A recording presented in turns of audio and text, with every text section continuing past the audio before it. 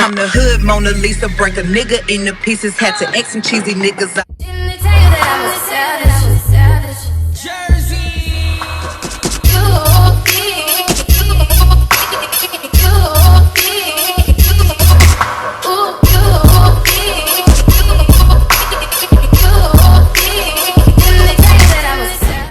Hey y'all, welcome or welcome back to my channel. I am Jay, and today we're gonna go back in the days and we're gonna go ahead and do a wig review.